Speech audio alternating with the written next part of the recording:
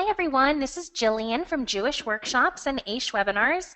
I am so happy to be joining all of you today, and we are extremely privileged to have Dr. Miriam Adahan on the line. Before we get started, I'd love to see who's joining us and where you're from. So if you could just go to your chat box and write your name or your initials and where you're from, I'd love to be able to welcome you. Okay, it looks like all of the names are piling in here. Welcome Denise from Michigan and Danielle from Montreal.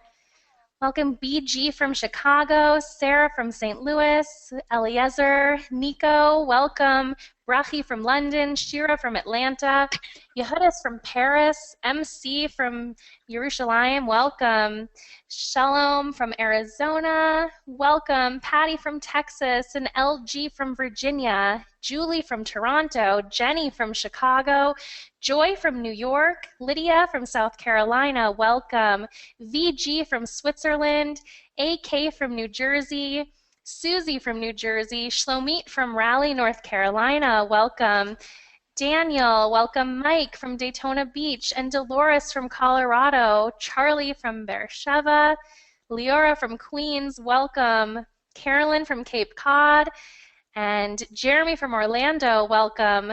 Bayla from Chestnut Ridge, Esther from New York. Oh my goodness, there's so many people coming in. I'd love to be able to get to everyone, but we have hundreds of people joining us today.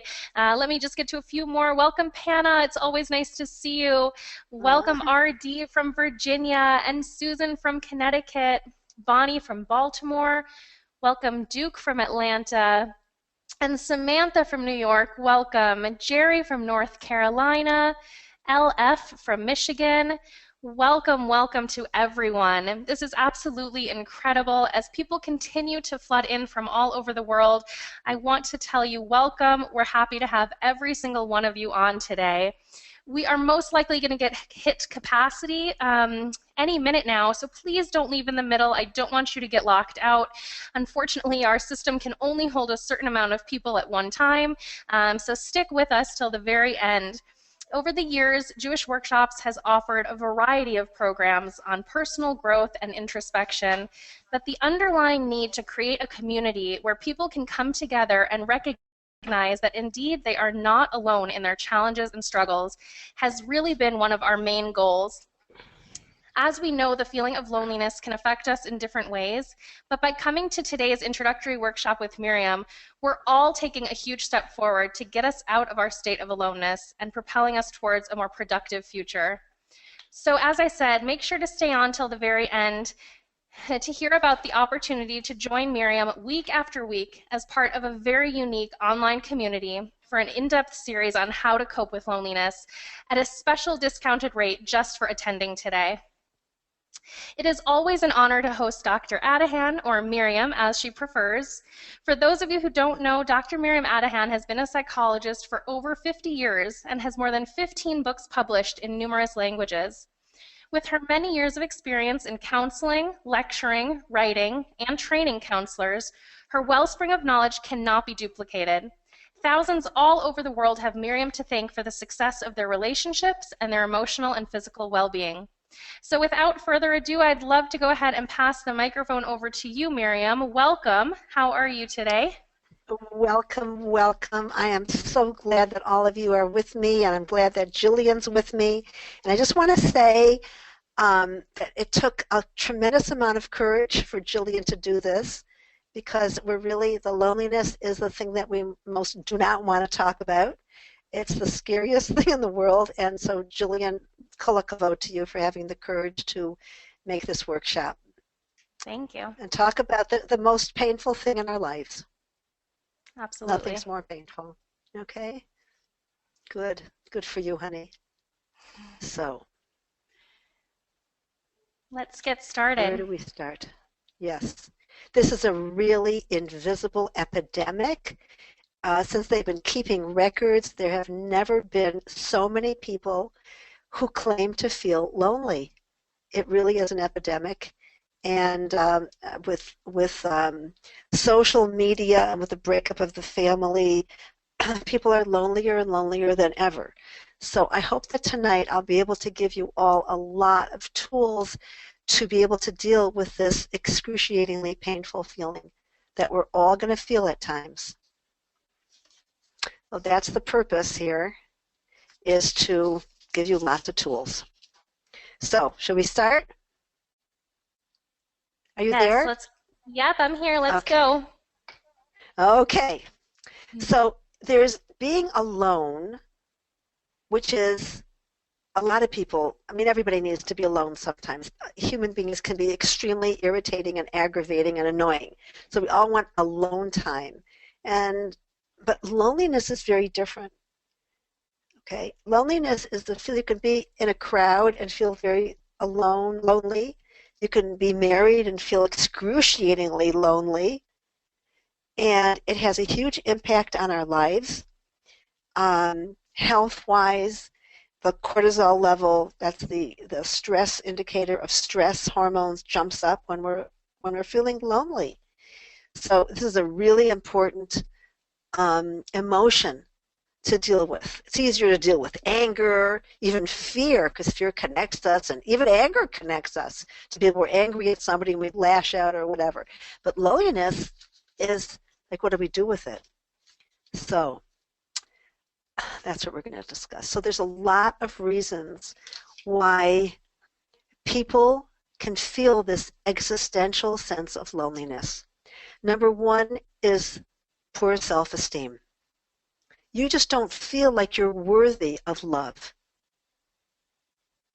So you don't even reach out because you're worried about reaching out and being rejected because you don't feel good about yourself. The next one is anxiety. So we would think that when people are anxious, they're connecting more to other people. I'm so anxious, come help me, come over, come calm me down, whatever. But actually, when you're anxious, you don't trust that anybody can do that for you. So anxiety, especially anxiety disorder, can make it worse. Because you say, I mean, people come to me sometimes. They'll come to me for a session. We'll have an hour session. We'll do all kinds of things, and they'll say, "But I'm still anxious. I'm still anxious."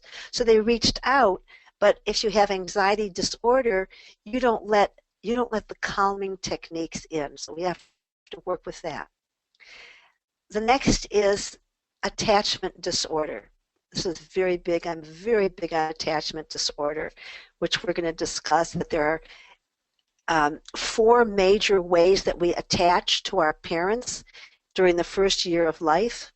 And if we couldn't connect to our caregivers, usually it's the mother or the father, if we couldn't connect, then it leaves scars in the brain. That we learn, it becomes a template for the rest of our lives, that how we related to our mother figure, that's the most important one for that time of life. If she was not consistently loving, stable, reliable, calm, dependable, able to soothe us, then we do not internalize that within our own psyche. So how do we learn to soothe ourselves when we're anxious or scared or lonely? If the brain recalls what went on in the first year of life. If there was somebody there to soothe us, we are much better able to soothe ourselves. So if that was missing, it was missing, and we have to do a lot of work to learn how to connect and attach to the part of us that is that stable, loving, dependable source of love and respect. And we're going to work a lot on that in this series. Just being misunderstood. If you're with people and they don't understand what you're talking about, don't care what you care about, it's going to make you feel lonely. Any thoughts or belief in inadequacy, that you should be perfect, that you are inadequate. And that also comes from early childhood programming, that sense of shame, I'm not good enough. You will feel lonely around people. And I have people coming to me as clients, and they're doing amazing work, but they feel very inadequate, and they're always giving themselves that not good enough message. That's a powerful source of feeling lonely. The fear of rejection. if you don't have an inner source of self-worth, then you're always scared what people are thinking of you. And even when you're with people, you're always looking at them and checking in and wondering, what do they think of me? Are they going to reject me? When are they going to reject me? And if you were rejected frequently in childhood, then you think rejection is inevitable. And you keep expecting it, which keeps you from trusting and establishing close bonds. This is one of the things that I've been teaching this webinar now for almost 2.5 years. And three and a half. So over the course of this time, there are people that have been with me for all this time, 3.5 years. And they consistently write to me. And they're consistently in the chat box. And we've formed a family. And sometimes they talk to each other. They chat with each other outside of the webinar.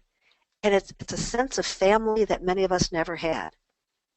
So, and there's no fear of rejection because people are writing when they want to write. The caring is just amazing. You know, a couple people just had tooth extractions last week. 3 people on the other webinar had tooth extractions, and we were all davening for them and praying for them. Somebody has a problem with a child or with a relative or is going through a difficult situation, sick, whatever. We're all praying for each other. So I love that Einstein had a theory of entanglement, in which he said that every thought or belief or act that we do entangles with others that are doing similar things. So in this webinar, because we're learning to care and share with each other, so there's this sense of having a family that we can write to and talk to.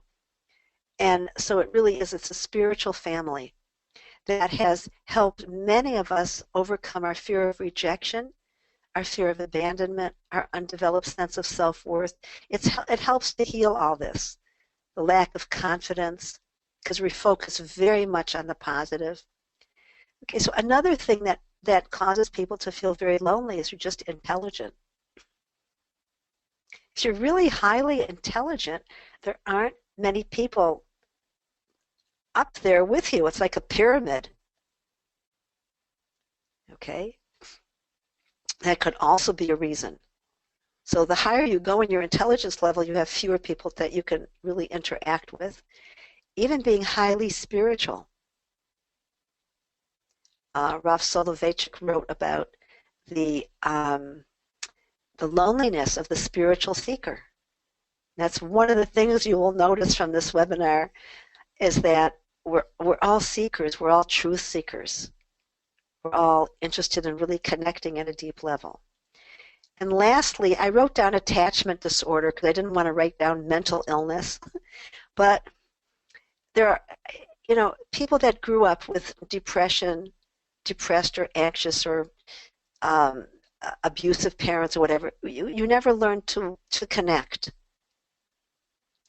And you might have doubted your own sanity because you never learned to feel stable and loved and secure with people. So an emotional disorder, bipolar, any of these things, depression, anxiety, anything, this also causes you to feel that you're weird and alone and that nobody can understand you. So these are the major causes of that feeling of existential loneliness. And I'm sure that some of you have more than one.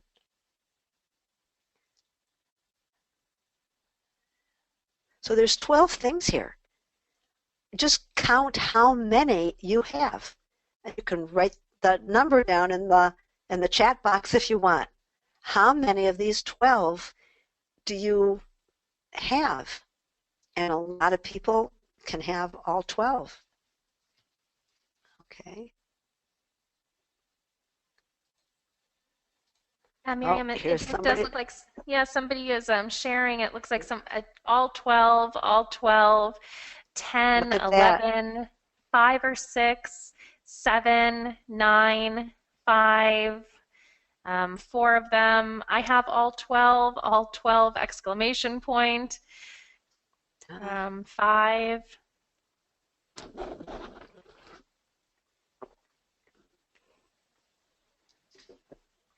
Okay. I had to deal with all 12 myself. Okay. Good. Okay. And Baruch Hashem, I came through it. That's why I can do this webinar, because I've had to struggle with this myself. Wow. A lot of 12s, a lot, some 6s, but mostly 12s. Yeah, so this is just what Hashem gave us. By the way, when I use the word Hashem, Hashem means God in Hebrew. It just means the name. It's a general term for divine intelligence, or I'm going to use God, or I'm going to use divine intelligence. I do not mean a bully in the sky who's going to punish us and is out to get us. What I mean when I say God is divine intelligence, divine love, whatever's running the world, which I believe is love. Okay, so bear with me. If you don't have a belief in God, just translate it for yourself, whatever God means to you. Okay? So the more you have, the more difficult it is. And since I've struggled with all of these, so that's what Hashem gave me in my lifetime. And there's one of our prophets is Yeshayahu, Isaiah. He said that God exists amid the brokenhearted. So if you've got more than 6, it means that your heart's been broken. If you've got more than 2 or 3, it means you know what it means to be brokenhearted. And I always say that in those cracks, that's where God's light can shine. So first of all, thank you for putting your name and your comment in the chat box. You are connecting. It just means you really want to connect. You're reaching out to all of us. You're sharing, and you're now entangling with everybody else on the webinar who wants to reach out and feel a little less lonely. So imagine a collective hug to everybody. I know that might seem very airy-fairy, but I love doing this. And I love the people that are connecting, and I honor you all, and I feel so honored that you're here. And this just helps every single person who's on this webinar tonight. Okay? So I can see your comments. Thank you, thank you, thank you. Somebody said, I felt that hug. Okay, let's do it again. Another hug. We all need it. Wonderful. Just the time that you took to put your little comments here is wonderful. It's a sign of a caring heart. Somebody said, I sure needed that hug. Well, I'm right with you, honey. Okay. A lot of us don't get hugs, and a lot of us, it's been a long time, and we need it. So great. So now we have that collective hug. And I always tell people to just let it in. It's safe. We're really safe on this webinar. I've never had one nasty comment in 3.5 years. There's just been loving, caring comments. It's beautiful. It's a safe place where you could begin to heal from all the painful events in your life. Okay. Somebody says, oh, this isn't, I can feel worse when I read it. Okay, but it's just, we're just facing reality here. And we've all known what it means to have a broken heart. But that's where we need God. We need to be in touch with with this divine force of love, which is running the universe. Okay. Somebody says, I'm sending this in honor of my daughter, Rachel Avigail, and maybe we'll dedicate it to somebody who is Miriam Chaya Bat Bracha, who has a very serious illness, and we'll dedicate it to her. Okay? So thank you all for writing in. I bless you for taking the time to do this and for being here. Okay? Now, while we're talking, somebody said, I feel more anxious when I do this. So if you're feeling more anxious now, then what I want you to do is one of the tools we're going to do for dealing with loneliness is to make sure that we're breathing in a way that doesn't add to our anxiety. And the proper way to breathe is take a very easy in-breath through the nose. And if you can, take an out-breath also through the nose. Nose breathing is very good for us. And if you can stop at the end of the breath, count 1, 2, 3. Okay? And then take another easy breath. Okay, somebody said, I'm imagining giving my little inner child a hug. Wonderful. Somebody says, I feel unconnected as a Jew. That's fine. We're not going to fight with our feelings. It doesn't help. So accept that that's where you are. Okay, the important thing is that there is something running our lives and deciding what we need from minute to minute. Okay? So God bless you all. And somebody says, what about faith? What if I don't have any faith? Usually there's maybe 1% there. And I work on percentages. Start with 1%. And if you learn to breathe and stay in the moment and build on that 1%, that wherever you are at this point in your life is exactly where you need to be. Okay? That will help you gain a sense of security. Okay, now. So, how often do you feel lonely in the course of an average day? It's important to know that do you feel alone in a crowd? Do you feel alone in a marriage or another relationship? Alone in the world? Okay? Now again, that existential feeling of not being able to connect could just be from childhood. Okay? Alone in the world, when people invalidate me. Okay? So name what's happening. This is one of our skills, is yes, I feel alone with my family members. I feel invalidated. Nobody sees me. Just feel alone, basically alone all the time, alone in the world. Okay? Fine. Validate, validate, validate. Another one, alone in my marriage, very common.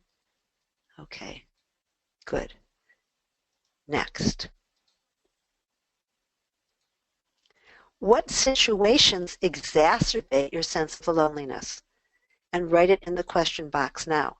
So it could be Shabbos or holidays or being with family members or just being around people. Some people feel more lonely around people. So what makes you feel the loneliest? Somebody says alone in my work and alone at home. Just an underlying feeling of existential aloneness.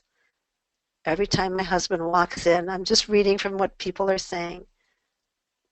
Bored, no like-minded people.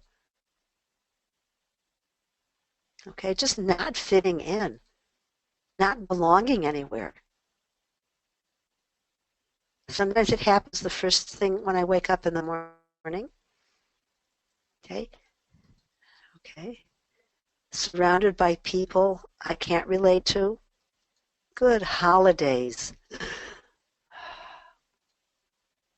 Having expectations of people and having people let me down. I suffer from depression and I keep isolating myself from other people. Self-hate. Holidays. Feeling I have to fit into a box and I don't. Seeing other people happily engaging with each other. Seeing a big happy family. Now, as we grow up, most of us we see the media, we see all the people in the magazines are always smiling, and usually very often in a couple situation. And we learn very early in life that to be a success means to be surrounded by a big loving family. So when we work on our belief system, what are the beliefs that come up when we're alone? This is another tactic. So we have breathing to calm ourselves down. We have get in touch with your belief system. Were you brought up to think like most of us, from the media and even from religious leaders. Well, you have to have a family. And that's what success means. Okay. And it's true that people that have loving family members do tend to be happier. Well, if we didn't get it, we didn't get it.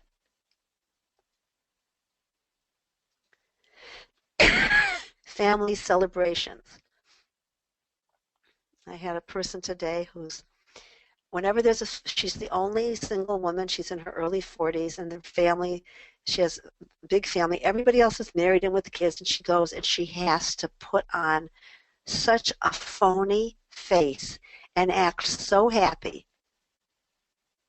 And sometimes they'll have a birthday party for her, which is, it's the most agonizing day of the year, which she's getting older and older and still no family.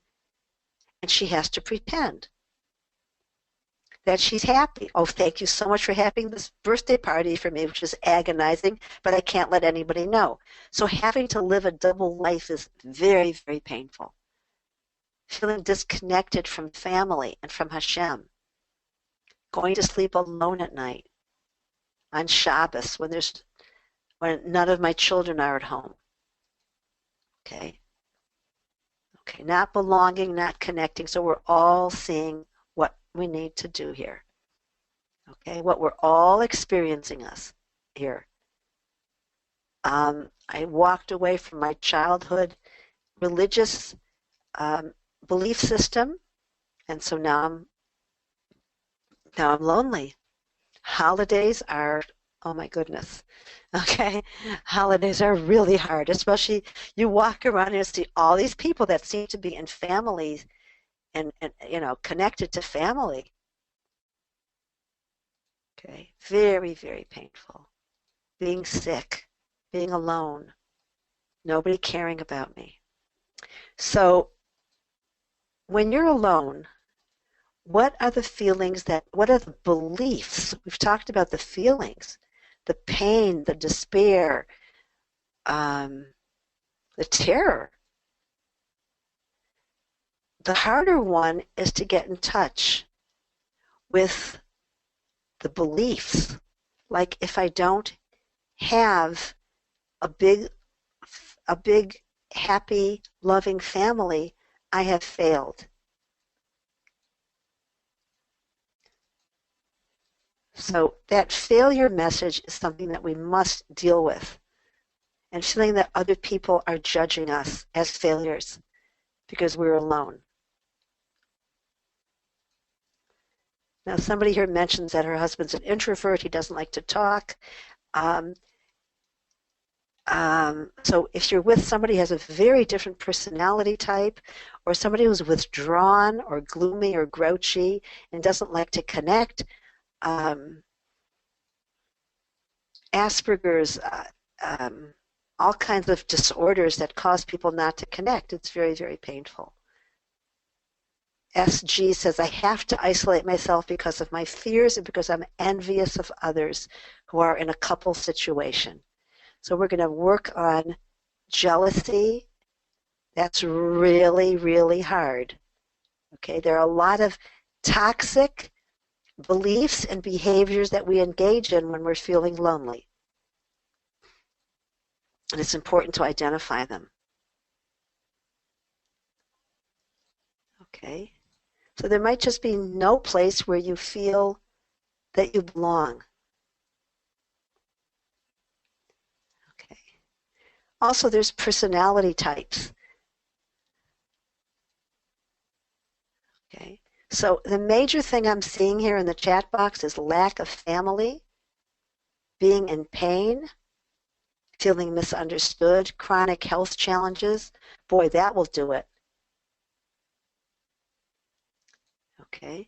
If you have a health issue and you just can't get out and see people. Okay. My daughter is coming home. She has to get married one day. And then who will be at home for me to talk to? Okay. I'm just not connecting to people. having issues with a child and isolating myself so no one should find out. Okay, so you have to hide that from the rest of the world. People getting angry at me makes me feel essentially lonely.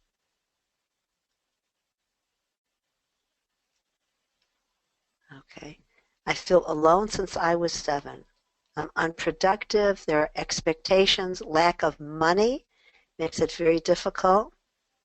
When my husband doesn't understand me, when I can't connect to the people around me. I'm Jewish, but I have no children. Everybody seems to have children. It's a commandment for a man to marry and have lots of children, and I don't. Okay. Very painful, just excruciatingly painful letters coming in here. Somebody says, I would like to give that lady a hug. Okay. LW says, thank you so much for all of your incredible and amazing work. Your book, The Queen's Palace Guards, has been a tremendous help to me and my children. Wishing you hatzlacha, a success, and lots of love and hugs. Thank you so much. I love that little book. Okay. I wrote a book called The Queen's Palace Guards for Children to teach children how not to internalize what other people think of them. That's a really hard thing that takes us about 50 to 70 years to learn because we're affected by what people think.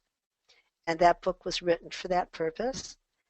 SB says, I have loving family members, but I don't see them as often as I want to, as they're very busy. People are so busy. My sister and family deserted me. I hate pretending, but sometimes it's good. Yeah.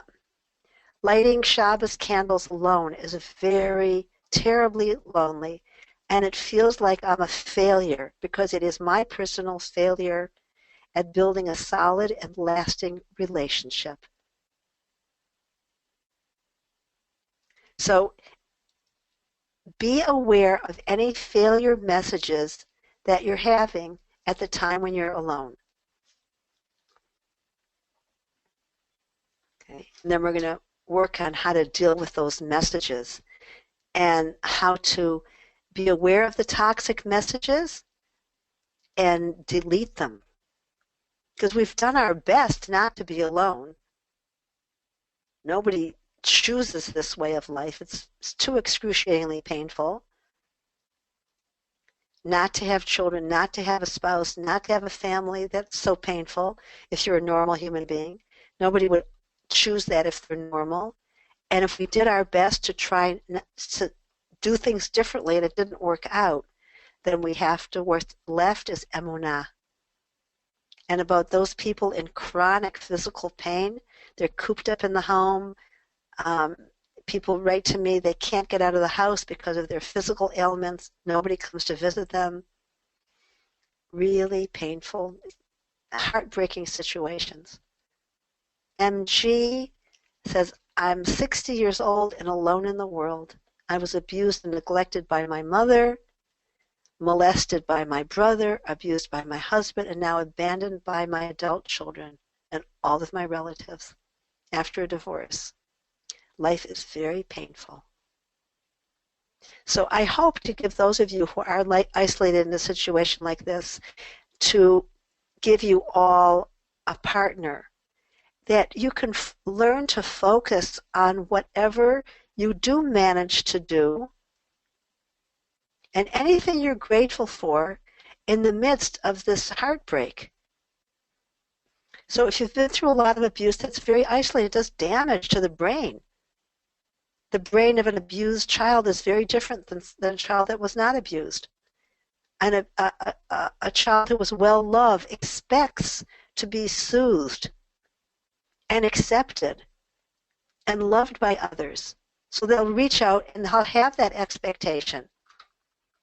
And if people are busy or whatever, they'll just keep trying. But if you've suffered abuse, you expect to be abused or rejected. And that even keeps you from even trying to reach out. But here, we'll connect you to each other. Because as AF says, feeling alone is something that's part of being alive. but feeling so isolated and abandoned is very, very painful. Okay. Now, some people love to be alone, but nobody wants to be alone all the time. You need somebody that you can share with. So hopefully in this webinar, many of you will connect to each other and begin writing to each other. And I tell people, when you write to each other, focus on what is positive. Did you brush your teeth? Did you take a shower? Did you get to work? Anything positive that you did that was difficult. To build this feeling of positivity about yourself. And when you write to others, to say anything that you're grateful for. Okay. So we're all connecting, many of us have very similar situations where there's been abandonment by family members. Maybe there's been a PAS, a parental alienation syndrome. People have bad-mouthed us to others so that they isolated us. That's one thing that abusers are brilliant at doing, is isolating their victim.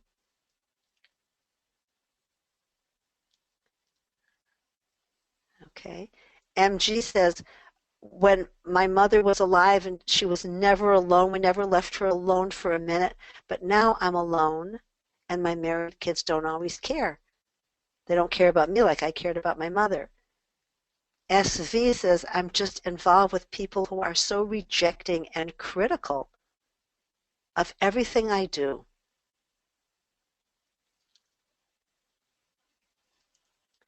S says, Jewish women are supposed to be married and produce children, and I have not. I wanted children more than anything in the whole world, yet sometimes we are not in control. I want to feel worthy as a woman.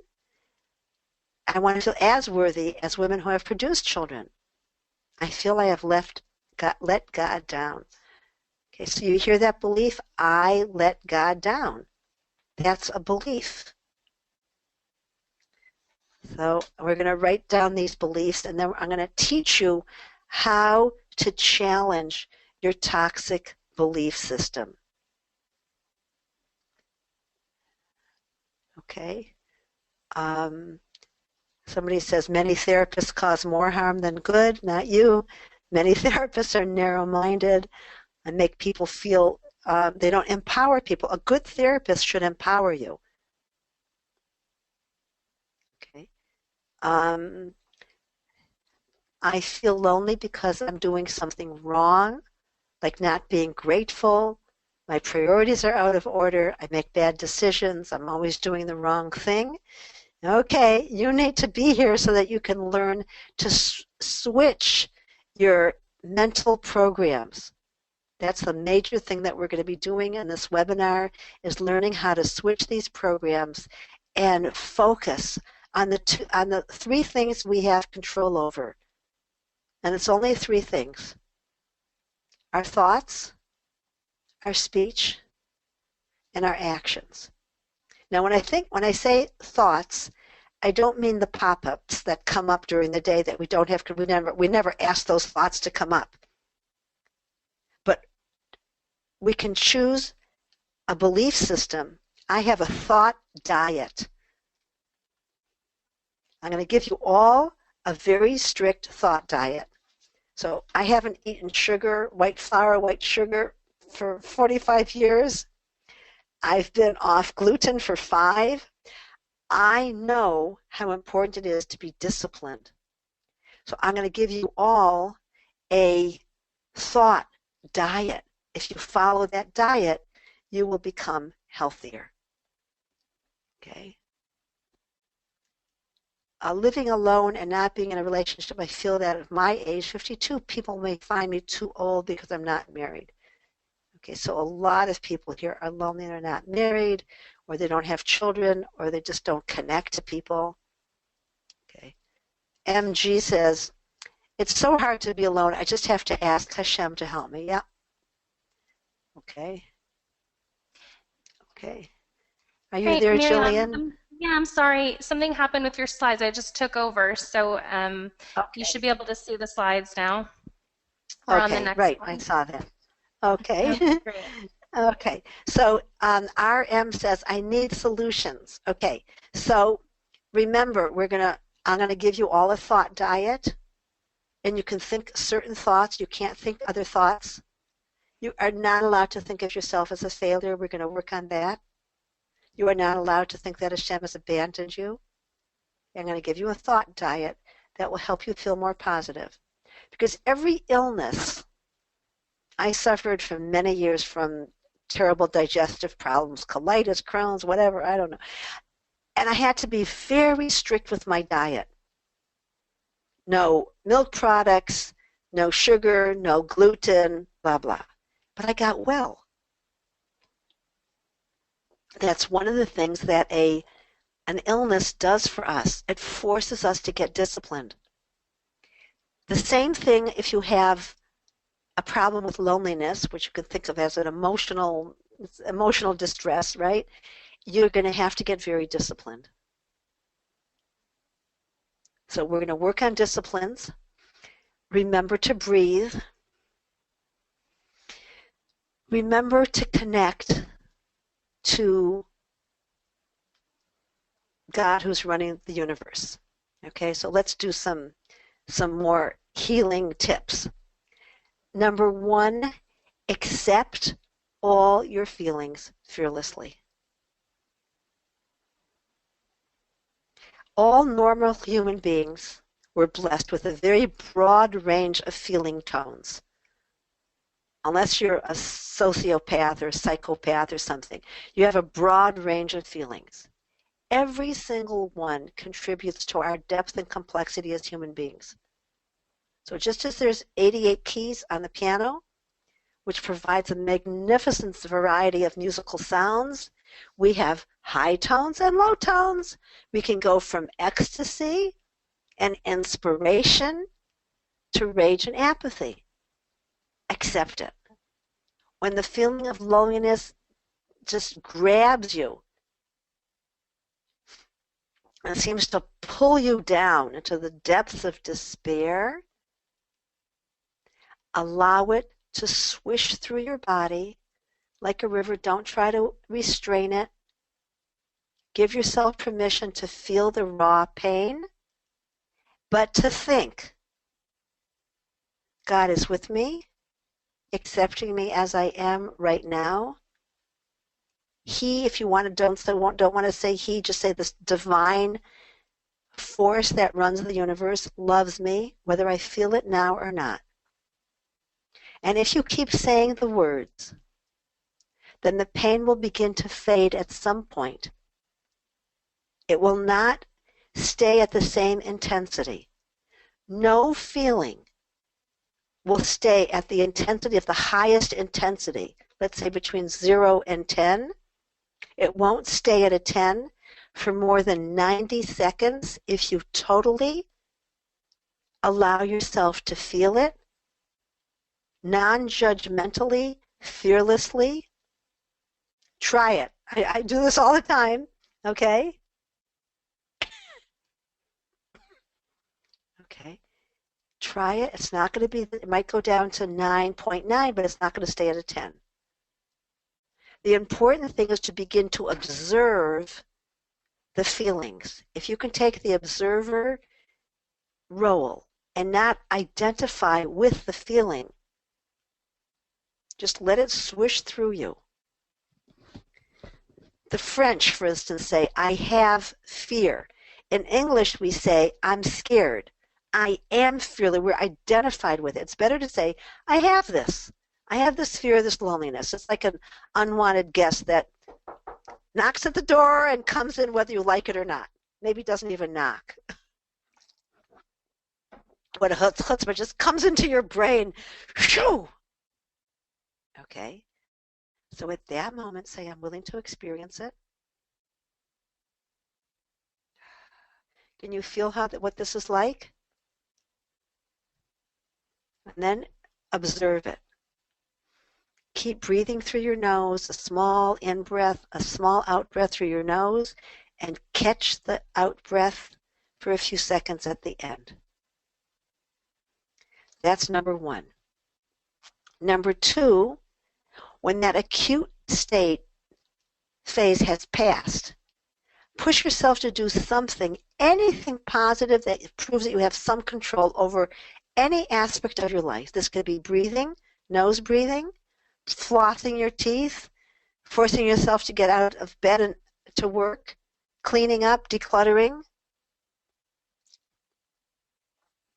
Okay, at that moment, imagine, I don't know if any of you have had any operations. I've had this experience of the nurse walking in after an operation, says, yeah, got to get out of bed, got to get out of bed, or if you stay in bed, you're going to get blood clots. And you're like, I'm not ready to get out. But forcing yourself to do anything positive, sweeping the floor, cleaning up, anything, you learn that you can function with discomfort and then be proud of any positive acts you managed to do despite the heartbreak. And don't think about the rest of your life being alone. That is another thing you cannot do. That's not on the thought diet. You're just focused on this instant. At this instant, I can floss my teeth. I can maybe call somebody. Okay. 3, emotional modesty. Researchers have found that sharing painful feelings for about 15 minutes causes a pleasurable rise in hormonal levels for women. But that if you keep sharing, you'll go into self-pity and despair. Men, when they share their painful feelings, their hormonal levels drop. So if you're a woman, don't share for more than 15 minutes because you don't want to go into self-pity and despair. And as you're sharing, say something positive that you did. And don't share your feelings with people who are going to say, oh, you're such a nebuch, you're so pathetic, you're so untrustworthy, stupid, insane, just get on medication. Okay. What you want to do is after you've shared, it's painful to be alone, then start sharing anything you did that was positive that you did despite the pain. Okay. So I'm going to teach you how to be your own spiritual coach. So you can put the pain on the back burner. It was on the front burner for long enough. You had your 5, 10, 15 minutes. And now you want to talk about your victories, what you managed to do. Number 4, refuse in this moment of existential loneliness and that horrible sense of despair. Do not speculate about the future. Will I be alone forever? Nobody will ever care about me? What if I never get married? What if the marriage never works out? What if my friends never really get me? Okay, so if you find yourself speculating anxiously about possible future disasters over which you have no control, firmly tell yourself, I refuse to go down that dark mental alley. And then just say, God, universe, you have given me precisely what I need. And then leave the future in Hashem's hands, unless there's something that you can do to actually protect or advance yourself, reach out, make a phone call, do some volunteer work, something.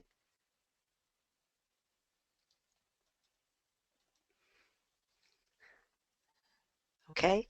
Number 5. It's a hard one.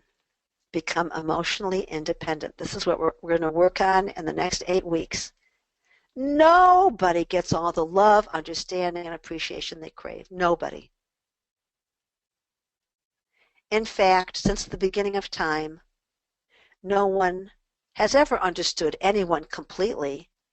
So we're always at some point feeling alone or misunderstood or unappreciated, invisible. Boy, if your relatives walk in and you greet them happily and they're all on their smartphones and they don't even pay attention to you and you feel totally invisible, or you don't have any relatives. Assume that people are always doing the best they can with their present level of emotional intelligence and life experiences, and that everybody is giving you at all times everything they're capable of giving. This is really hard to say it. But if you're an emotional beggar and you think, nobody understands me, nobody loves me, nobody cares, okay, you're just going to feel worse. The sixth rule is you're going to grow from it. If you feel lonely and anxious, increase your faith in God. Get busy. Take some positive action. If you feel jealous, you have to work on faith.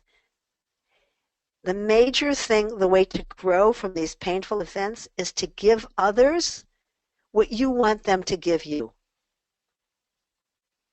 Okay? It's okay to be jealous if it helps you to become more self-refined. Like you say, well, I'm jealous of people who are kind and generous and I want to be more like that. That's fine.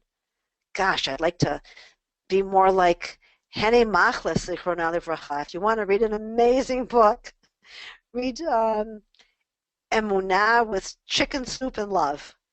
An amazing book about a lady just kept giving and giving and giving until she died. Okay, but it was amazing. Find some place to give. And if you're just jealous of people that have large, happy families, then you have to come back and grow in your faith that you're always getting everything you need. It's hard to accept. You take a breath. Okay, so growing from it means growing spiritually, increasing your level of emunah, of faith, and finding where you can give. Because givers are we're told in Tehillim and Psalms, givers are always happy. And that's been proved. So find some way to give, call somebody, reach out. Rule number 7 is we're going to learn EFT, Emotional Freedom Technique. It's a great way to teach you how to acknowledge your feelings and choose new beliefs and actions. So it's like a multitasking. We are not ignoring our feelings. We're not denying them. We're not repressing them. But we're saying, I don't have to always think the same beliefs I used to think whenever I feel alone. Like nobody cares about me. Nobody's ever cared about me. Nobody will ever care about me. God's punishing me. God hates me. All these negative beliefs, which I'm going to give you a list of. EFT will help us choose new beliefs. So these are all things I've done myself. Okay. So simplified EFT, Emotional Freedom Technique, means telling yourself, even if I'm feeling alone, now all of you try this, I love myself anyway. Even if I think nobody will ever care about me or care about me the way I want to be cared about, I love myself anyway. Even if I feel empty and crave connection, I love myself anyway. Even if I should be happily married, and I'm not, I choose to love myself anyway. It's a wonderful choice. Even if I don't fit in with my family members, I don't feel I belong anywhere, and I don't feel like anybody truly understands me, I love myself anyway. Even if I fear being alone for the rest of my life, I love myself anyway. Even if I don't love myself, I love myself anyway. Even if I hate myself and I hate my personality, I can choose to love myself anyway. Even if I have no faith, I love myself anyway. I'm making a choice because any other choice will bring us to despair.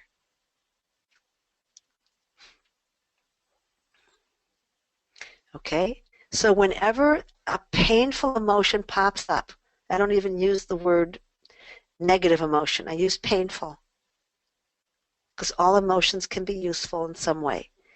So whenever you're feeling a painful emotion, even though I feel like I'm in the depths of despair, I choose to love myself anyway. Because what other choice do we have? To hate ourselves? That will isolate us even more and make us feel even more lonely. So the one relationship we can always work on is the relationship with ourselves. You can talk about the child within you or your relationship with your neshama. And the way we connect is through love. Love heals. Nothing else heals except love. And that's where the brokenness is meant to take us. So even if I'm bored with people, or even if I can't connect to people, I'm going to choose to love myself anyway. Even if I don't think any of this is going to work, I can choose to love myself anyway. Now, think about what this does to you. Get in touch with that feeling of those negative thoughts. I'm not okay. God has forgotten about me. Nobody cares, blah, blah, blah. And you're just stuck over there. And imagine you just bringing light into this darkness by saying, and yes, I do have all those painful thoughts and painful feelings. And I am going to choose the most important choice of my life. I'm going to choose to love myself anyway. There is no more important choice. And you can do this all day long. Even though I have no energy, I choose to love myself anyway. Even though I can't even get up out of bed, I choose to love myself anyway. Even though I haven't accomplished much, I choose to love myself anyway.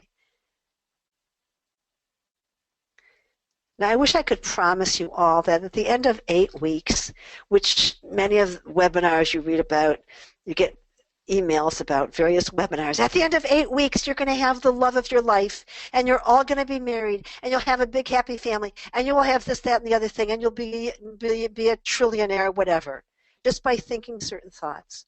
That's not going to happen. I'm not going to give you any hope dope.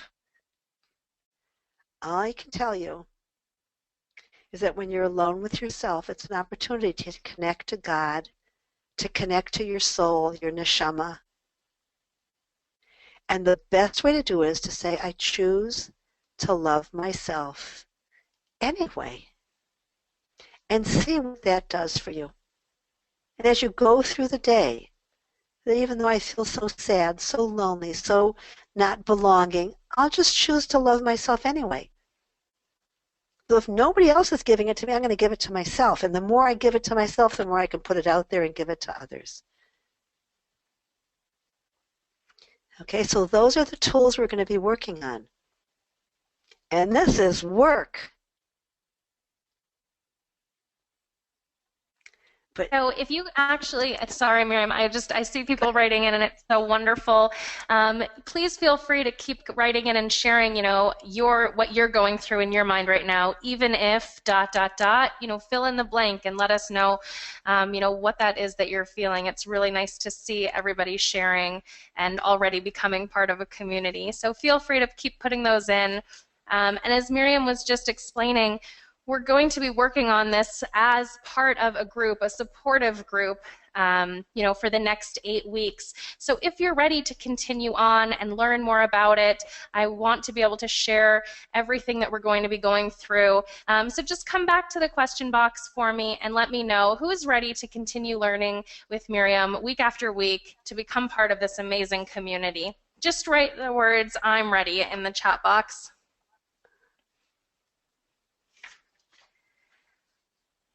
Oh, okay, good. I'm ready. I'm ready. That's so wonderful to see. I'm ready.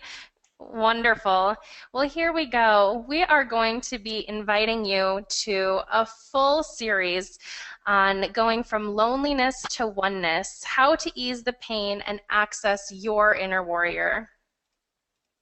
Over the next 8 weeks, Miriam is going to guide you hand in hand through an interactive live webinar series with sessions including week 1, Quit the Blame Game. And I actually saw someone had mentioned this before. Free yourself from toxic thinking and get out of the vicious cycle of self-blame and blaming others for your challenges, and learn how to retrain your brain to let go. Week 2, we're going to be talking about the approval addiction, how to break free from people pleasing, identify symptoms of the quote unquote disease to please, understand how to counteract your instincts by being aware of yourself and your unique contributions so you no longer feel the need to jump through hoops for other people's approval. Then we'll go over overcoming your fear. The fearing of being alone forever can be paralyzing, but worse, can turn into a self-fulfilling prophecy as an attempt to guard against grief, failure, disappointment, and rejection. Discover how to stop pre-grieving and bring positivity and awareness into your life. Then, nurture yourself. Be guided through a powerful meditation with Miriam to practice being present through positive affirmations and visualizations. Following that, we'll be learning finding oneness, how to be okay by yourself, continuing practicing presence through elevation and upliftment therapy. Then we'll learn how to improve self-esteem with self-compassion, uncover the power of being kind to yourself by limiting self-criticism and offsetting its negative effects, enabling you to achieve your highest potential and a more contented, fulfilled life. Finally, finding peace in loneliness. Embrace the contradictions of life and discover how acceptance and commitment can open all new possibilities in your life. And we'll finish off with a mind-body connection. Enhance your mind's positive impact on your body with Miriam's relaxation techniques. Each ongoing live class will be interactive, allowing you to get your biggest questions answered and stay completely anonymous if you choose. They will all take place on Mondays at 2 p.m. Eastern, 9 p.m. Israel time. But don't worry if you can't attend a live class. A recording will always be available to you the very next day in your own personal membership area, and you can listen to that and download it at your convenience. Once you join and become a member, these classes and the recordings of the classes, plus all of the PowerPoints to each one of the classes, are available to you for a lifetime. So you can watch them, you can rewatch them, take notes, really learn how to implement it all into your life. Not just, picking up a book, reading through it, and forgetting what you've heard or read or seen.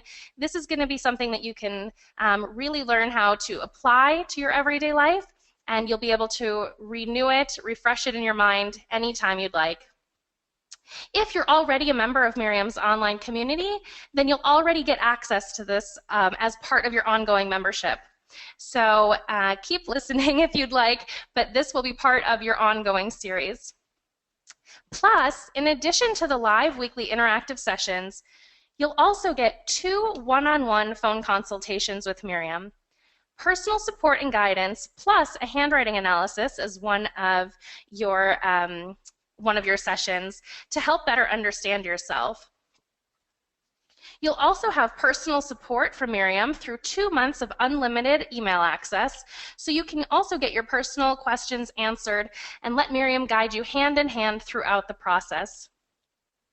You'll also get a Build Your Resilience workshop, a 4-part series to discover the vital tactics to cope with critical people, validate your pain, and heal your inner child by feeling, thinking, and taking a mindful breath before reacting. Meditate Instead of Medicate is an amazing 5-part series from Miriam on meditation techniques to help you feel more centered, balanced, and raise the feeling of self-worth. Learn to go within yourself to nurture, heal, and diffuse the pain. And finally, a mega training on unhooking from your attachments. Train yourself to love yourself even if you didn't receive love at an early age. Learn to unhook from childhood messages and labels you received and observe them, but don't be defined by them. As you can see, you won't be alone through this journey. You'll have a one-on-one support system with Miriam, plus a community of people all working towards coping with these emotions together. Plus, one of the best parts of working with Miriam is that she is also always happy to set you up with a buddy, if you choose, and I think she mentioned this earlier, to email and share your victories or struggles with, so you can really stay connected throughout the process. Most importantly, by investing in yourself and joining this healing journey, you'll discover how to stop judging yourself and your emotions and retrain your brain to accept and embrace your feelings through self-exploration, self-reflection, and self-acknowledgement. Learn how to break the cycle of hopelessness and embrace new positive thought patterns to bring success and happiness into your life. Put an end to your self-fulfilling prophecies, allowing you to save your relationships and your sense of self-worth. Free yourself from feelings of inadequacy, imperfection, and shame that we all feel from time to time, and develop loving kindness towards yourself. Face your daily insecurities and fears with heightened strength and self-confidence. As I mentioned earlier, we listened to all of our members' requests and have created this all-encompassing journey with full emotional and personalized support. Plus, to make it accessible to everyone, we are offering a special discounted price for all of you who have joined today, and we're offering a payment plan option so everyone can partake in this one-time chance to heal alongside a one-of-a-kind mentor. So the entire package, 8 full weeks of working with Miriam on going from loneliness to oneness, plus 2 personal one-on-one phone consultations, full-time email support for 2 months, an entire workshop on building your resilience, the workshop on meditate instead of medicate, and unhooking from your attachments is all a $1,535 value. But we're offering it for only $597, and as I mentioned, today, for the next 24 hours, because you're here with us, we're having a special introductory rate of just $497. So let me go ahead and share the link with you right now in your chat box. You can go ahead and secure your spot, and as I mentioned, once you get to the page, you will have an option to click to register, and you'll find on there your payment plan options also available. So you can go to jewishworkshops.com/oneness.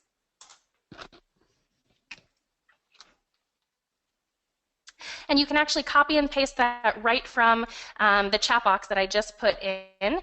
I'm sorry, let me put jewishworkshops.com/oneness.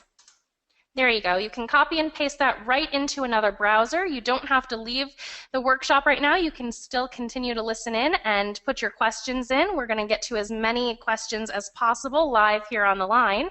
But you can go ahead and go into another browser, put that URL into the browser, and secure your spot. If you're having any difficulties getting in and registering, please just come right back and put your name and your telephone number into the chat box. I want to make sure that we can help you register and get that special discounted rate. And just put your name and telephone number in. I have people standing by right now to give you a call. I do see that people are actually already starting to join, which is wonderful. Welcome. Please just come back and put your name into the chat box, or your initials if you're more comfortable, with the words "I'm in," so that I can welcome you to our community. I always love to see, who is becoming part of the community. So just come right back to us, put your initials or your first name and the words "I'm in," so that I can go ahead and welcome you. Now, Miriam, we're going to get to some questions in just a minute, but I'm actually seeing some questions come in too. I oftentimes get overly excited about the packages that we are offering and the memberships that we're opening up. So let me just go back and answer some of these questions. The classes that we are giving for the next 8 weeks from loneliness to oneness are all going to take place on Mondays. The first class is going to start on January 30th. Monday, January 30th. It's at 2 p.m. Eastern, 9 p.m. Israel time. But again, just don't worry if you can't make it to the live class. You always have the opportunity to listen to the recordings afterwards. And even if you can make it to the live class, the recordings will be available to you as well. Um, let me see what else is coming in. Oh, welcome, SCP. Wonderful to have you. Welcome, Linda. Such a pleasure to have you as well. I'm so glad to see people coming back and letting me know. Please, again, once you register and you've secured your spot, come back and just put your initials or your first name and the words "I'm in" so that we can welcome you as part of the community. Excuse me, sorry. So Miriam, if you could just give us a little bit of an understanding how the community works. I know you started to talk about it a little bit in the beginning, but becoming part of your, interactive community online, what does it really mean to you, and what has it meant to some of the people? I have actually some beautiful letters that people have written in, but I think that you put it best in your own words. Thank you, honey. So for a lot of us, if there was attachment disorders or abuse or neglect or whatever in early childhood, connecting to people doesn't feel safe. It makes us feel even more alone. So what I found with the webinars is that when people connect to each other through emails or by talking to me, um, first of all, it's safe. I'm not going to reject anybody. I'm not going to criticize anybody. I'm going to be as loving and supportive as possible. So all that begins to change that chronic feeling of despair when you're around people that nobody gets you, nobody loves you, um, nobody can care about you. It begins to break that isolation, and you'll feel that people care. So I have had a lot of people that have been through horrendous abuse and neglect and are in terribly isolating situations, and at least they can share in this very, very safe way. Great, thank you so much. I want to go ahead and welcome Anne. Welcome. Thanks for coming back and letting me know. We're happy to have you. If anyone has any questions, please feel free to go ahead and put those into the question box as well. As I said, we're going to try to answer as many questions that come in as possible. And if you're having any difficulties registering, I do see some people putting their names and telephone numbers in. Please come back and let us know if you're having any trouble registering. We would be happy to help you. Just put your name and your telephone number right into the question box. Okay, so Miriam, some of the questions that came in ahead of time, we had let me see, we had a few hundred people actually share with us their biggest struggles or challenges with loneliness. I would say the vast majority of people really deal with troubling and challenging times during the holidays, during Shabbos, as one of the big parts of people's lives. Yeah. That's when people feel the most lonely. What is it that we can do to try to help get out of that state or cope with that state when that pops up every single week? Okay, so there's no real quick fix, but the quickest fix I find is to do what I call my PI meditation. PI stands for present instant. I each moment of our lives has a certain holy quality to it. So when I am just here right now with my breath, just in this present instant, I look around, there's nothing terrifying me right now. My feelings can terrify me. I'll be alone forever. Nobody cares about me. That can terrify me. But if I just focus on my breath at this moment, just this instant, this present, precious, holy instant. So try it with me right now. Everybody out there, just try. Take a breath in, sort of easy, easy breath in your nose, and an easy breath out. You're not thinking about the future now.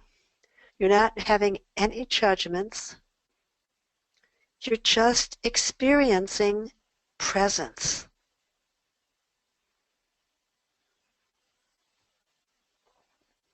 This holy, present instant. I call it a pi moment because pi is, the pi sign in math, 3.14 or something like that.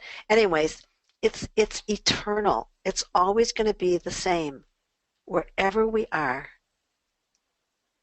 That's pi. And wherever we are, that's all we really have is this present, holy instant. And practicing presence, you can call it mindfulness, just practicing right now. Take a breath in, a breath out. If you can count to 3 or 4 at the end of the out breath, that's terrific. If not, fine. Just breathe easily and be present. And know that this present instant is holy. It's never going to be here again. And what I want to do in this present holy instant, this pi moment, is just to be with the universe, to be with Hashem and whatever He's given me, and be one with it. So if I have to give one thing that helps me more than anything, it's practicing presence.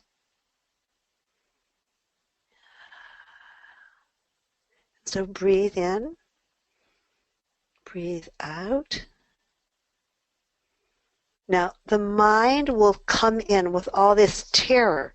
What if nobody ever loves me? What if okay, just let that go. Imagine a river just flowing on and come back to your breath. And practice nothing more calming in the entire universe than practicing presence. Now, I often put myself to sleep by seeing how many in and out breaths I can get before my mind sweeps me away. What am I doing? What am I doing? Okay, just then I come back to the breath. Okay, see, let's try it now. Take a breath in, easy breath out. Catch that little nanosecond at the end of the out breath.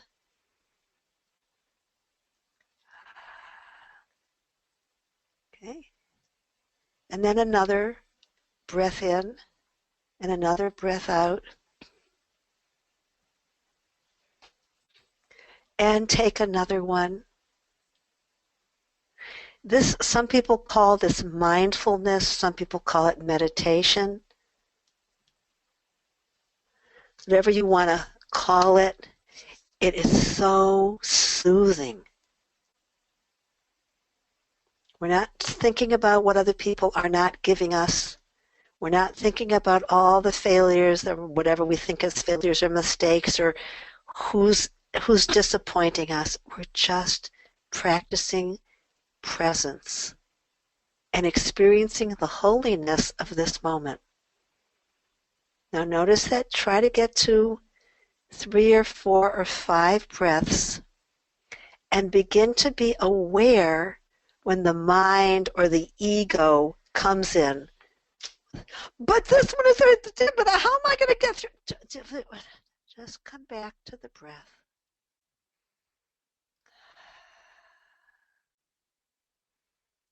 And that's one of the most important things I have to teach people, is to practice presence and feel the holiness of this moment. And then this moment. We don't know what's going to be in the future. The past is the past. All we have is this present, precious moment. It's a holy moment. And if we can keep the ego away, keep the ego from coming in with all its demands and judgments and toxic beliefs and fears and labels. And we're just here together right now, connecting with each other and practicing presence.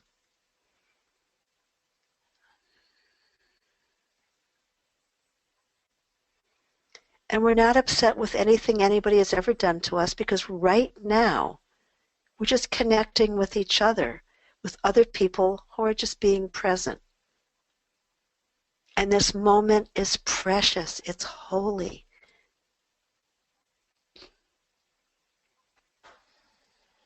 Just keep practicing. Did you practice that, Jillian? I sure did, actually.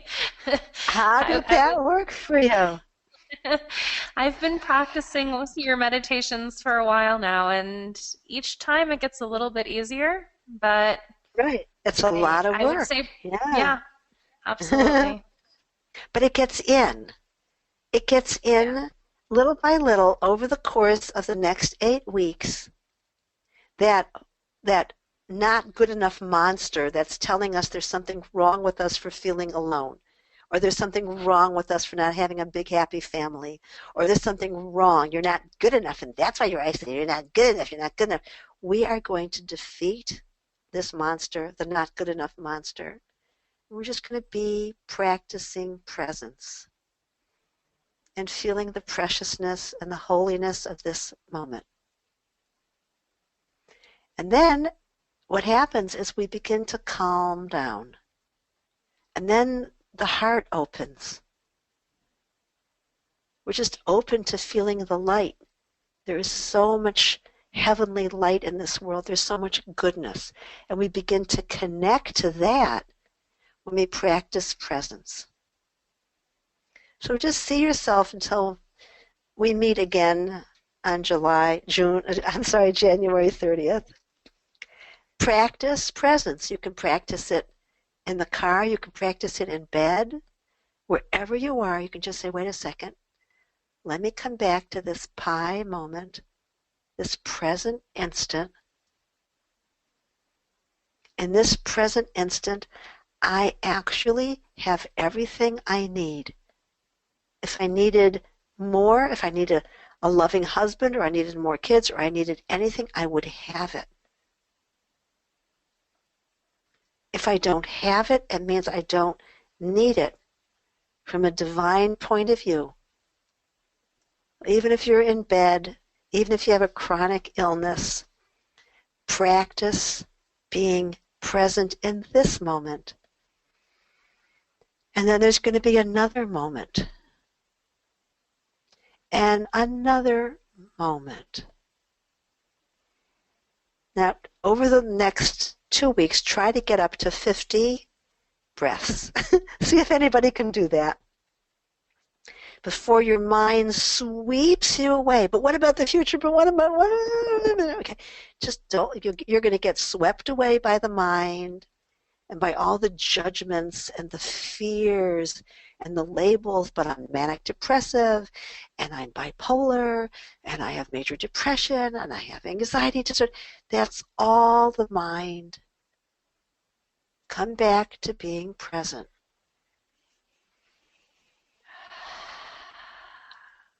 Because we're not lonely right this second. That's a judgment of our feelings. And if you're just in this present moment, this instant, this pie moment of eternal love, infinite love,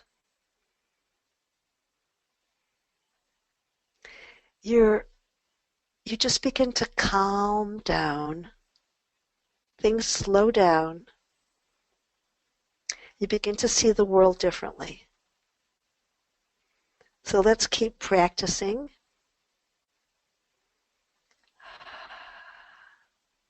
In this Thank you so moment, much. no, you got it? Okay, in Yeah, this no, that was moment, no. perfect. Thank you. Mm-hmm. Okay, nobody's rejecting me in this pie moment. Nobody has deserted or abandoned me. Nobody's rejecting me right this second.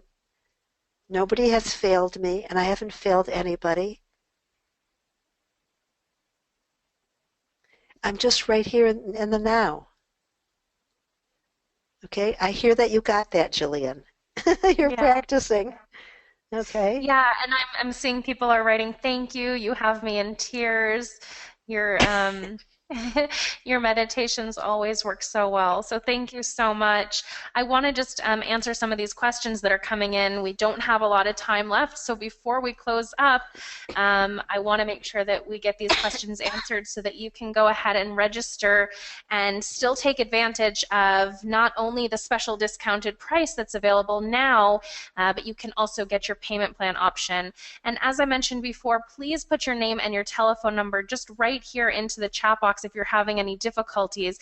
I don't want you to miss your opportunity, but unfortunately we can't see any of your contact details without you putting them in. So just let us know if you're having some trouble.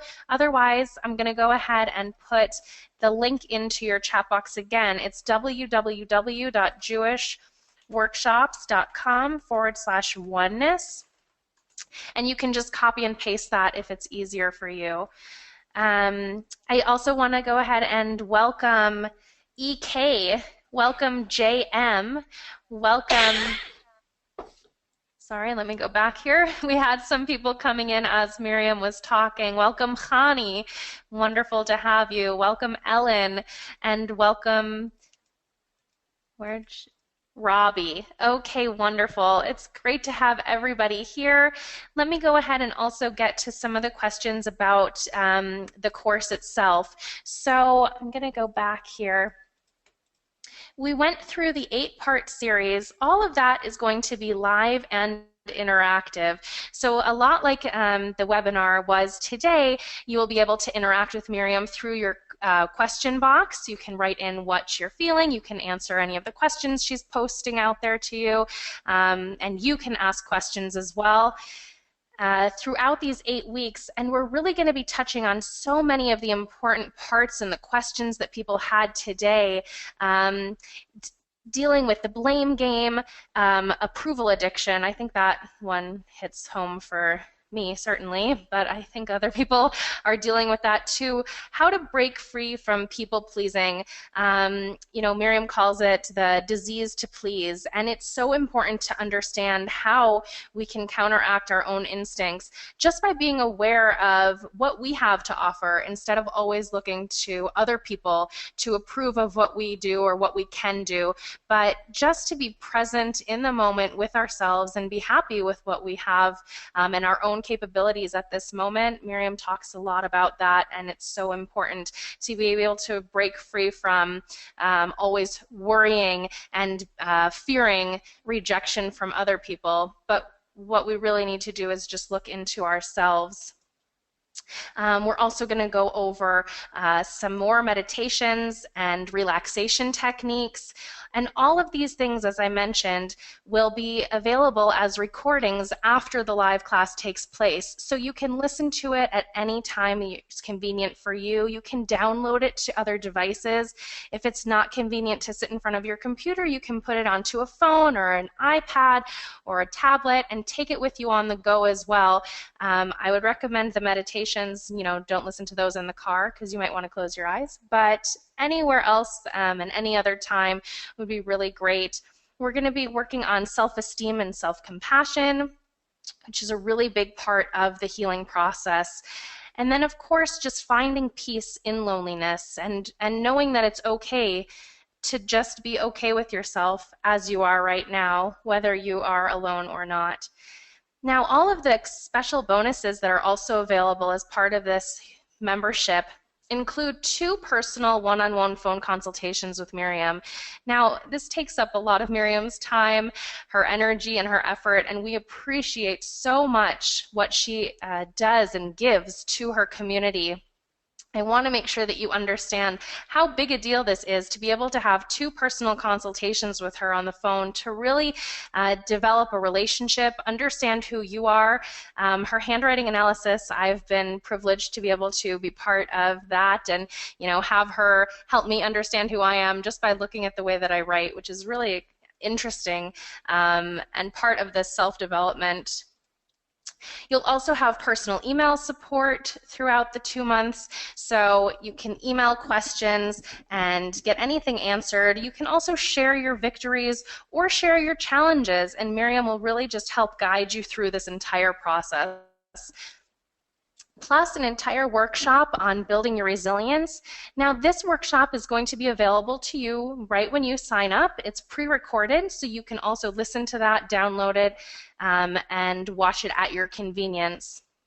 Plus the meditate instead of medicate, a number of meditation techniques also available when you sign up as a pre-recorded 5-part series. All of these are online and accessible at your convenience. You don't have to wait for a package in the mail.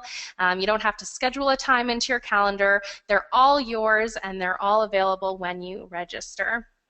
And finally, the mega training on unhooking from your attachments. And we spoke about this a lot today, really learning how to unhook from the childhood, the negative childhood messages and labels that you received. And instead of judging them or defining yourself by them, just observe them and notice them and be able to move on and understand who you actually are and what you have to give to the world. So as I mentioned, all of those things are available today at the special introductory rate that's only available for the next 24 hours of just $497.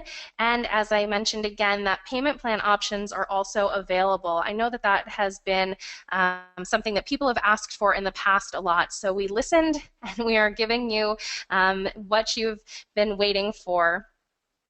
So if you have any questions about that, let me just, I did this on our last one. Let me go ahead and show you what that's going to look like so that it's easier for you to understand how to find that.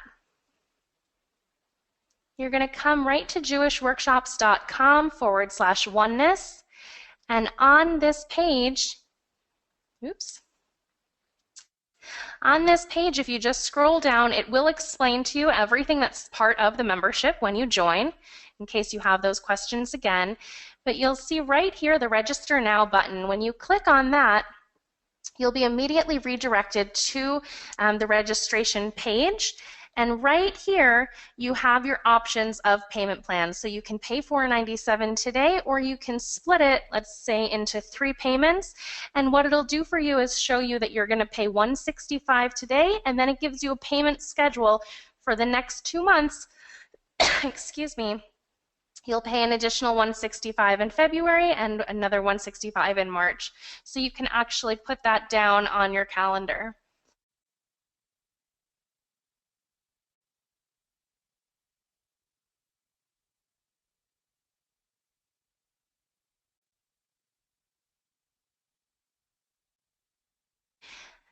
Okay, I'm sorry. I'm losing my voice here.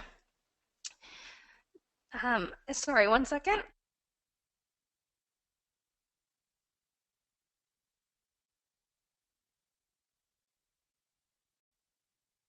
Okay, I'm back with you. So here we go. I'm gonna have the URL right on the screen for you, so you can go ahead and register. And let me get to some other questions as I catch my voice now. So let me see what has come in here.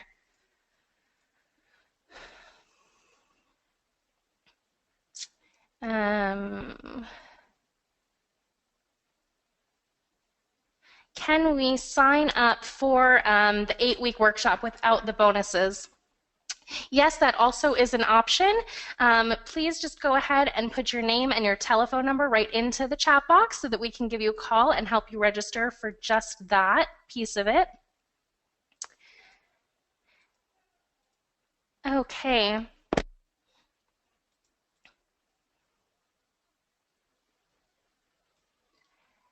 Miriam, let me go ahead and ask you some of the questions that are coming in too. We talked about, we talked about trying to get away from the self-fulfilling prophecies and working on not always guarding ourselves from that fear of rejection and the fear of failure in the future. What can we do to make that, how can we apply some of these techniques to our lives to make sure that we're not doing that?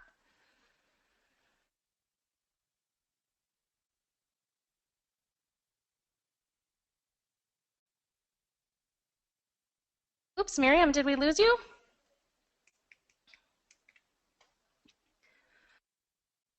Oh, I'm here. You hear me? Oh, yeah. Okay, I'm here. Oh, okay. So when I open up my inbox and my email, there's a lot of junk mail in there, and I have to quick it, put it in the junk mail box. We have to recognize which thoughts are junk thoughts. We have about 70,000 thoughts a day. According to researchers, we're not even aware of most of them, but these thoughts have a huge effect on us. So what we want to do is be aware of which thoughts are sabotaging our mental health.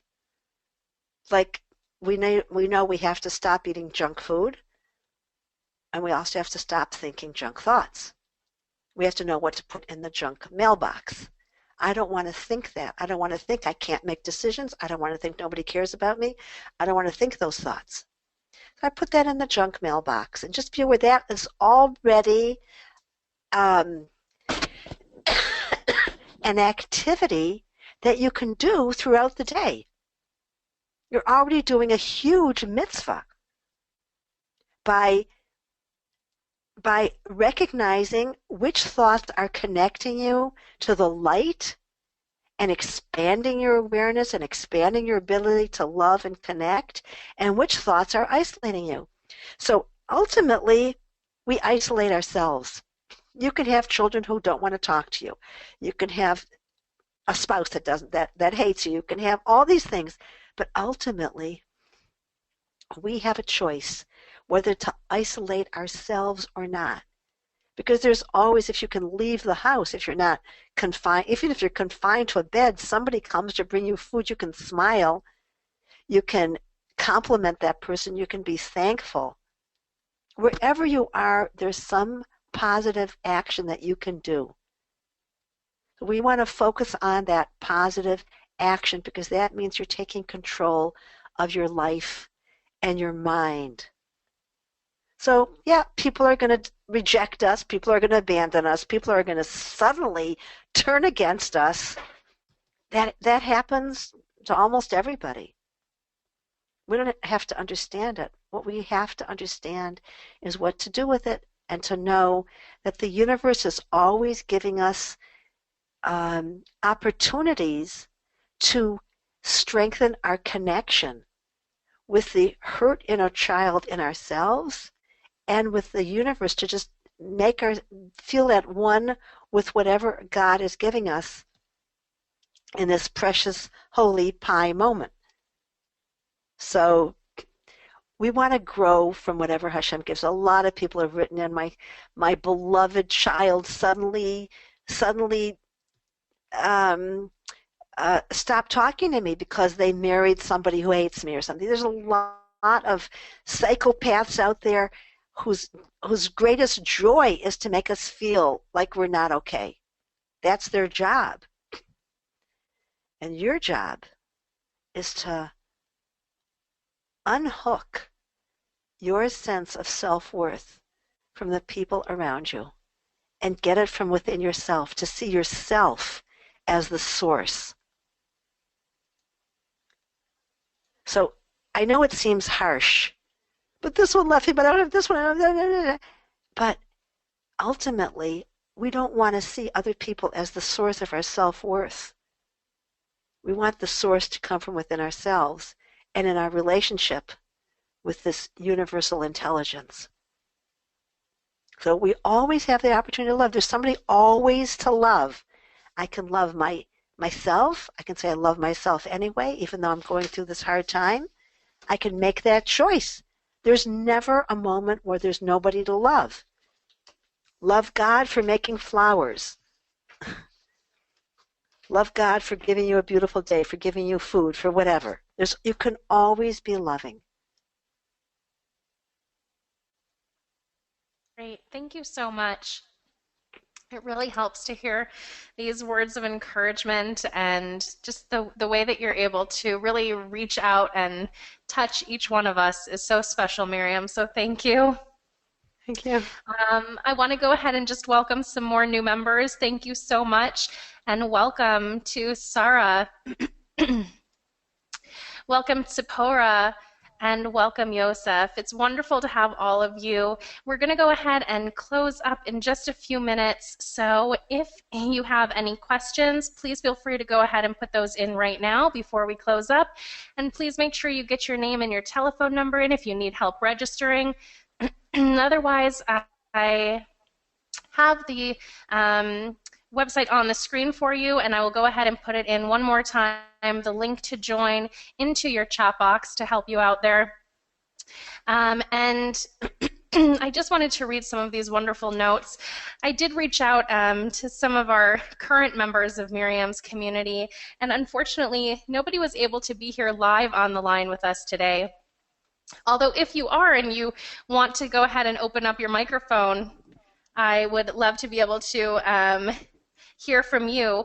But I did have people write in, and they were so supportive, so thank you. It said, hi, Miriam. I so enjoyed your webinar with the relaxation and step-by-step guidance you provided. I am so relaxed in a way that I cannot remember when the last time was that I felt this way. I see my inner light as a wonderful blue-white color that is getting brighter and brighter and that no one can extinguish. That has to be the best part of all. So that was so nice. We had another one. Hi, Miriam. Thank you so much. That was awesome and just what I needed to learn. The webinar this past week is really showing me how to change the language I speak to myself with. What a great tool. Thank you, thank you, thank you.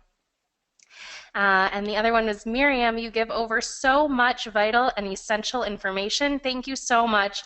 I want to teach just like you do. Your seminars are some of the best education I have had in over 60 years so far. So thank you so much to those community members who were able to write in. I wish that you could have been here on the line with us, but hopefully we'll get you next time. And oh, I see SS is writing in, I'm a current member and I will be brave and speak briefly. Oh, that is so wonderful. Miriam has changed my life. Okay, let me go ahead and see if I can open your microphone. We would love to hear from you. Let me see. Okay, SS, can you hear us okay? Hi, can you hear me? I can. Thank you so much. Thank you. Hi everyone, and thank you, Miriam. Hi, Thank you, darling. Jillian. I'm so glad you're here. You really work on yourself. Baruch Hashem, thank you. And this is extemporaneous, and I'm not so much of a public speaker, so it's a little bit anxiety provoking, but I feel comfortable in this type of setting. So I just wanted to say It's very safe. that, yeah, exactly. It's very safe, and I just want to thank Miriam. Miriam has you have changed my life. You really I could speak about you for hours. I really can. I'm wearing my veggie bracelet, my victories and gratitude bracelet that that Miriam and Jewish Workshops made and sent to the members, and I've been a member since since May 4th. I remember, 'cause it really changed my life, and just coping with lots of different types of challenges, including anxiety and just being overwhelmed and health challenges and just challenges that we all face. And no matter what it is, Miriam is Baruch Hashem, like able to help, and she has so much empathy and so much experience and so much love, and it's just such a safe and supportive environment, and just such an amazing gift and opportunity that Hashem put Miriam in this world. So Miriam, thank you so much for sharing Thank you, darling. everything with us. And I look forward to continuing on my journey with you. Thank you, Oh, thank you darling. so much. That was so beautiful. And I know we put you on the spot there for a minute. I really appreciate it. I'm glad that we were able to hear from you. And I look forward to seeing you again next Monday. Thank you. Here, Oh, thank she is you. a really dedicated and devoted listener who works so hard on herself, and she has chronic health issues, but she's here, she's connecting, she's sharing. That's as much as we can do. That is so beautiful. Thank you so much. And I see that people are also writing in. Thank you, Dr. Adahan, for sharing and caring. Just your vocalization of the material you share is an encouragement and calming to me. So thank you for that. And then we have, I will approach problems with love instead of despair and isolation. Thank you, Miriam. Wow, this is so beautiful. Thank you for everyone who's sharing. Um, yes, in answer to this question, if we have an interest in being assigned a buddy in the same location of us that we might be able to meet in person, would that be a possibility? I'm certain that once you join and become a member, that we can try to work as many partnerships out as possible that make the most sense for people to connect in the way that they're all comfortable to. So that is definitely a part, like I said, of why Miriam's community is so special, because not only do you have the support of Miriam through through email and your personal consultations, but you also really do have the support of the community. And each week you hear from different people, their victories, their gratitudes, even their challenges. And it's so important for us to know, while we may feel like we are in the depths of despair at certain times, you're really not alone in the struggles and challenges that you're going through. Everyone has a unique way of dealing with their emotions and their feelings and their thoughts and anything that happened in the past. But I just want everyone to know that, this was an important workshop for me personally. Even Wow. going to work with Miriam and coming up with a curriculum that made sense and putting together these classes for everybody's unique needs. I think that it really helped, that everybody has these feelings of loneliness at some point in their lives. So to be able to connect to different people in different ways, and through learning the processes of trying to get out of this feeling and trying to cope with this feeling, is going to be so healing for all of us who are, joining. So as we go ahead and wrap up, I'm going to ask Miriam to leave us with some words of wisdom, and if you could just give, our kind of final goodbye message. I have the link right here up on your screen. I will put it in one more time. As soon as Miriam finishes speaking, we're going to go ahead and close up for today. But please, if you have any questions, feel free to go ahead and put your name and telephone number right in here. And I will leave the webinar open just for a couple more minutes so that you can get your information in if you have any questions. So Miriam, please, if you could just leave us with a couple words, that would be wonderful. So I see from the people that have written in, there's, wow, huge, huge pain out there. I know that it seems not so helpful to think that there's so many people out there dealing with this, but really, right now in this day and age, the majority of humanity is dealing with this problem of loneliness on some level. And when you next feel that moment of loneliness, know that there are other people out there feeling the same thing. If you can send, a lot of people said, I'm sending hugs to you, I'm sending hugs to other members, I'm sending hugs to people in chronic pain. Do that. Connect on that spiritual level. Feel like a giver. It's so important to give in whatever way you can give. A smile, a virtual hug, a moment of caring. Feel like a giver. That's one thing. The next thing is to practice being present.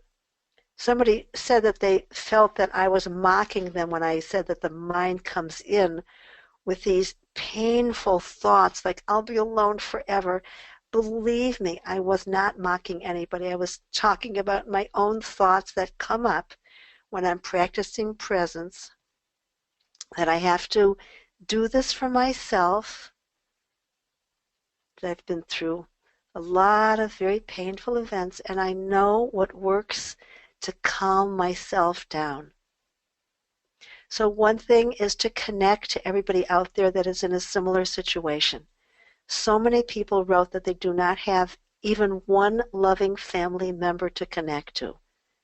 So if this webinar helps, and you can connect in those moments of loneliness to people who don't have loving family members, just put it out there.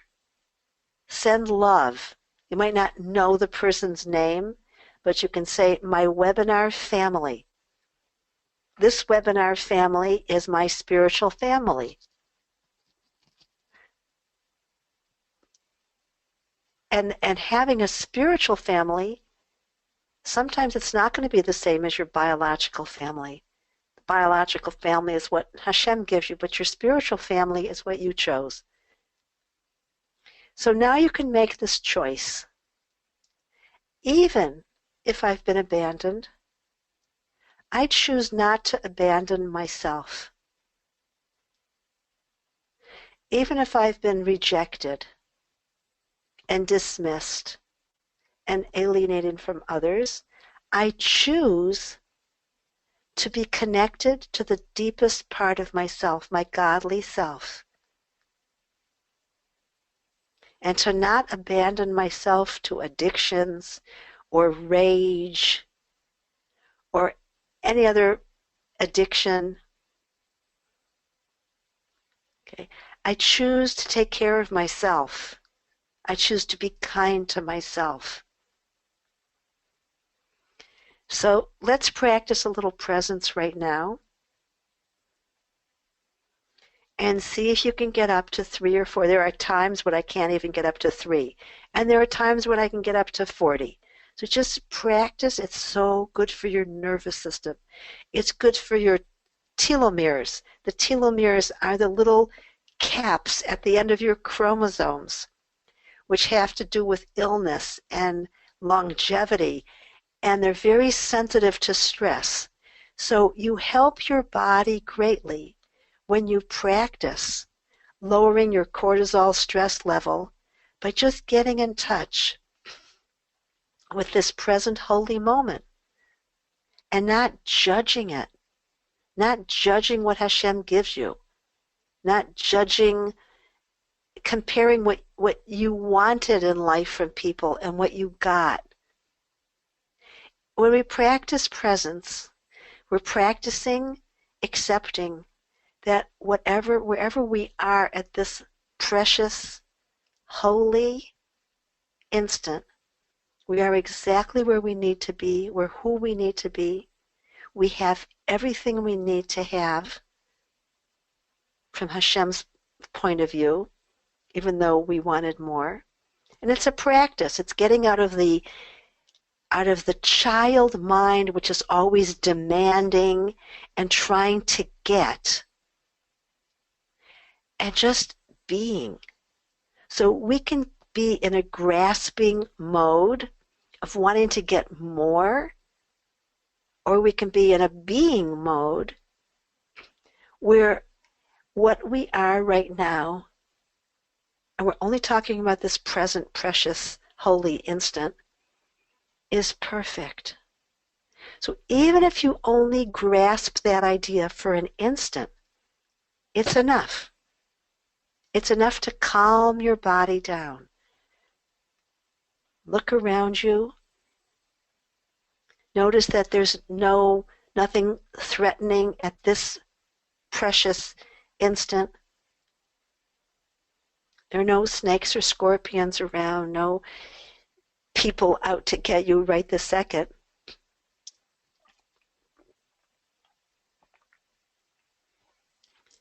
And treasure this instant.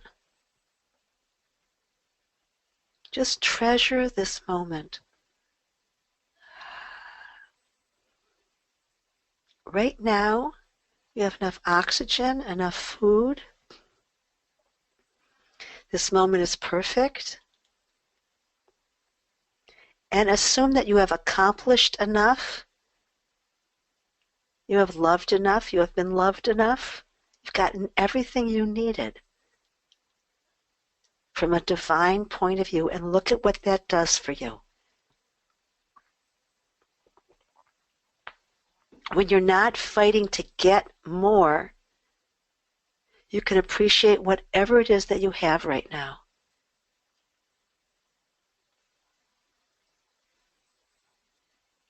So we're all at any given moment of the day, we're all either in a getting mode or a being mode. And we need to balance. Of course, I have to get to the store, and I have to get my webinars, and I'm in a doing mode.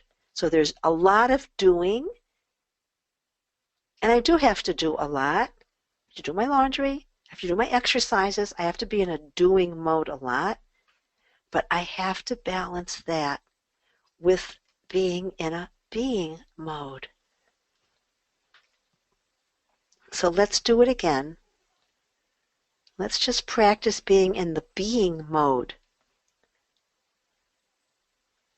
And with the breath, practice being present. And if your mind comes in, the ego comes in, but I didn't get this and I didn't get that, say, that's okay. That's okay. Be like a soothing parent figure. Soothe yourself. Be soothing. This is going to pass. This moment will pass. We're not going to fight it. Hashem is with us.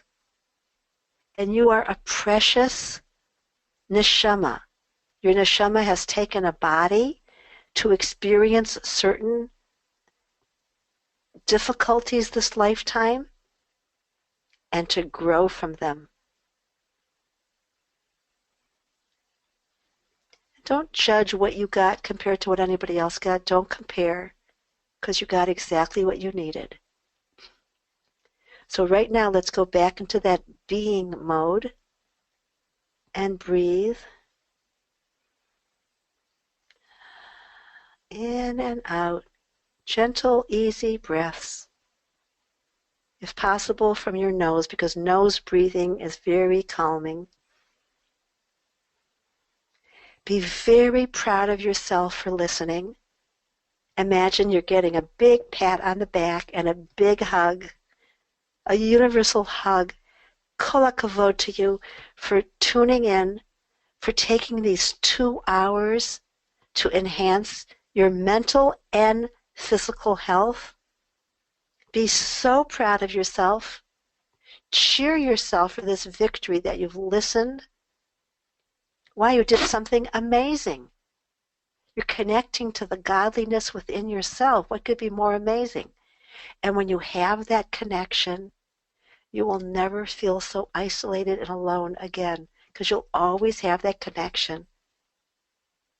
So we're going to strengthen it and make it really strong and firm and help you to heal from the painful events in your life. So God bless you for being here. Really give yourselves a big pat on the back. You did an amazing thing. Be very proud of yourself. And thank you for sharing. Love to all of you, and another big virtual hug. God bless you all. Thank you, Miriam, and thank you everyone for joining us today. I'm going to go ahead and leave this open for just a couple minutes so you can put your name and telephone number in if you need any help registering. Otherwise, just make sure to go to jewishworkshops.com/oneness to make sure you get your spot. And I look forward to joining all of you on Monday, January 30th. Thank you so much. Have a great day. Thank you, Jillian. Good for you. Thank you.